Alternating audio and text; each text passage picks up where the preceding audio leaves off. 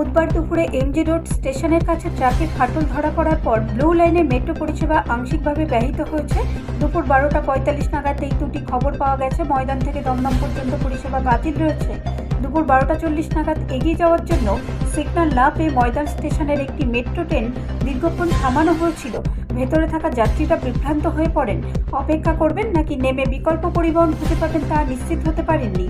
কিছুক্ষণ অপেক্ষা করার পর যাত্রীদের একটি ঘোষণায় জানানো হয় যে পরিষেবা স্থগিত করা হচ্ছে। অনেক যাত্রী স্টেশন থেকে বেরিয়ে যান, আবার কেউ কেউ স্থগিত ট্রেনের ভেতরেই থেকে যান।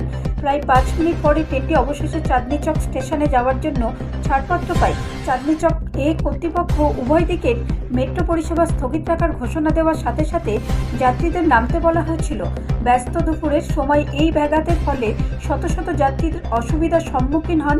মেট্রো তাদের মোবাইল অ্যাপ আমার মেট্রো কলকাতাতে জানিয়েছে, অনিবার্য কারণে ময়দান থেকে শহীদ ক্ষুদিরাম স্টেশন এবং দমদম থেকে দক্ষিণেশ্বর স্টেশনের মধ্যে ব্লু লাইনের বর্তমানে বিচ্ছিন্ন পরিষেবা চালু রয়েছে। অসুবিধার জন্য আমরা গভীরভাবে দুঃখিত।